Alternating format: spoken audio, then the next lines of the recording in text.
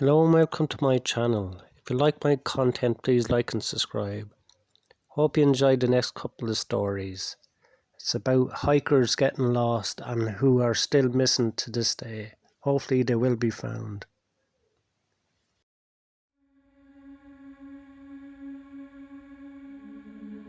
In 2020, 43-year-old Trevor Basil was working as an art teacher in Nevada. And on the 14th of August of that year, he put on a tan-coloured shirt, blue jeans and his hiking boots as he was heading out to collect rocks in the Miller Wash area. Rock collecting was one of Trevor's hobbies, and his family knew him to stay out in the wilderness until long after the sun had set on some occasions. But this time they would become concerned when he didn't return home, and his disappearance remains an unsolved mystery to this day. When Trevor's family realised that something was wrong, they started searching for him and found his car in the area where he was looking for rocks, Miller's Wash.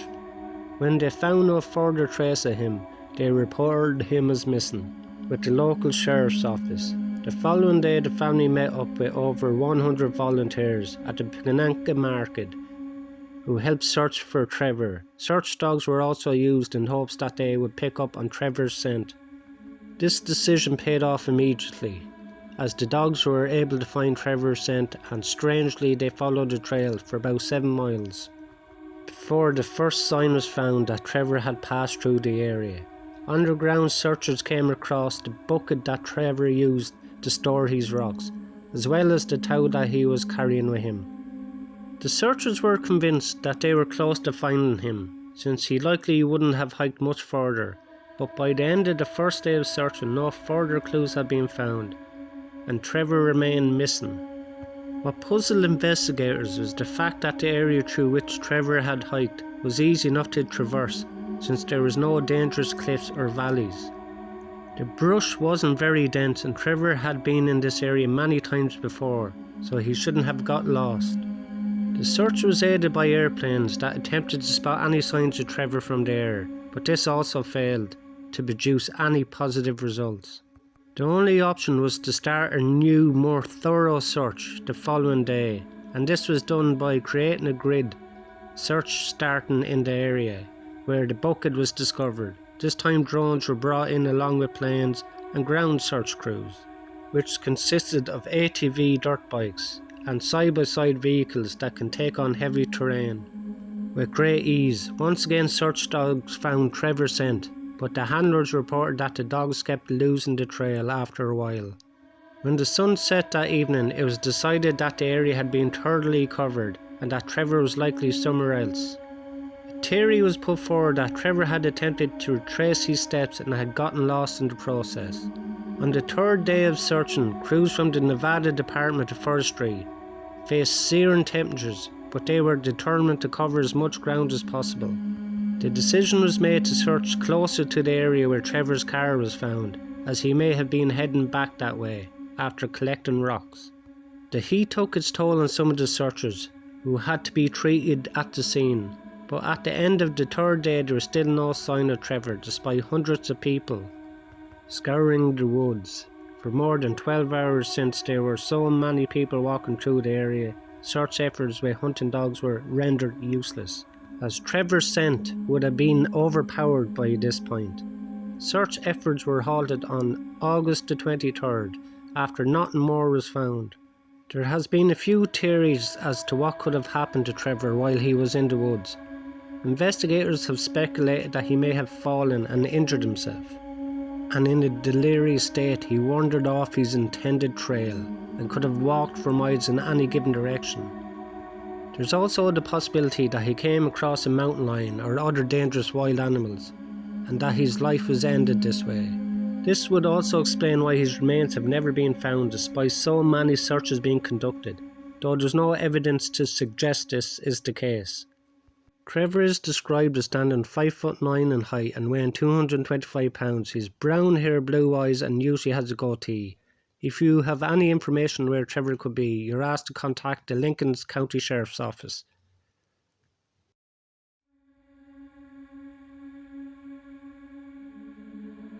In October, 1998, when Michael Bobo, a 36-year-old man, disappeared without a trace from Rogue River National Forest in Oregon, specifically from the area between Prospect and Union Creek.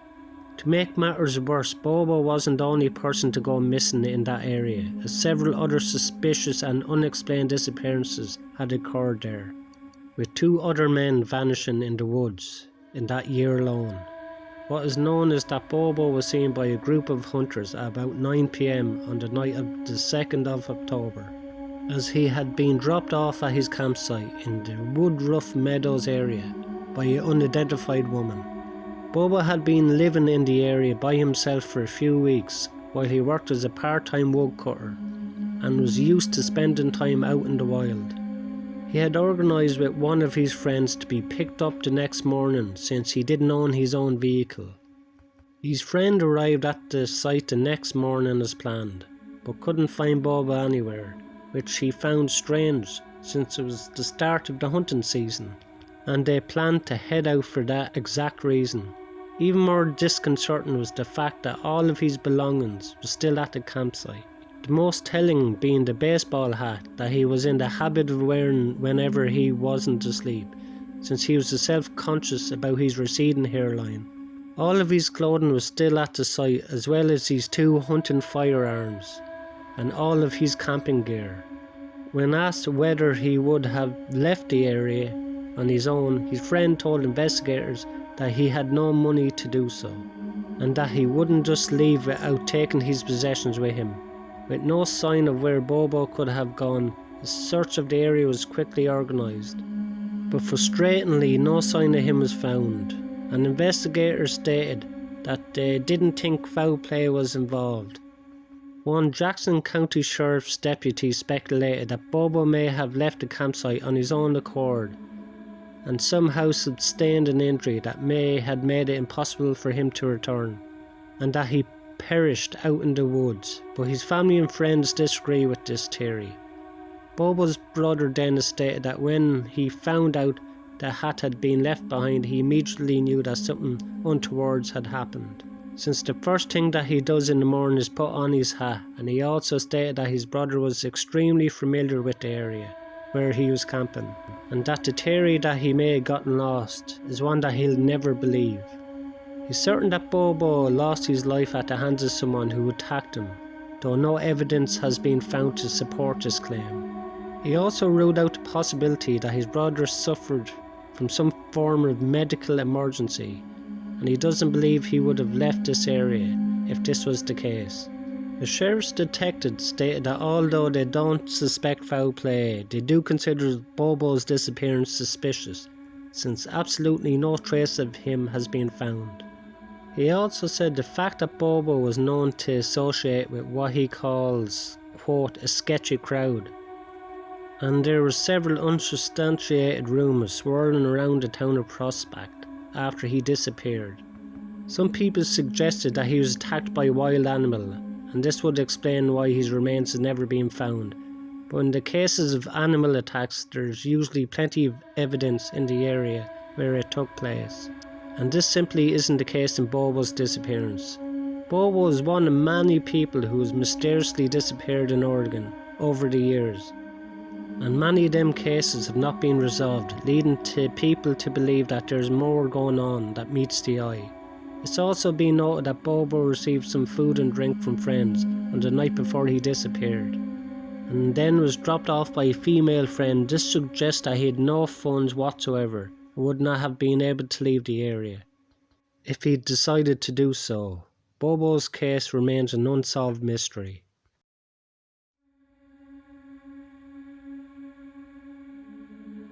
Warren, his wife Z, and a few of their friends were celebrating Easter in Badger Creek Caravan Park in Victoria, Australia in March of 2008. On the 23rd of March, Warren decided to go on a solo hike that stretched about 6 miles into the wilderness from Dum Dum Saddle. But his companions weren't concerned, since he was an experienced hiker and this trail wasn't a challenging one. He also made sure that he was well prepared for the hike, taking maps, food, water and a cell phone, matches and a whistle with him.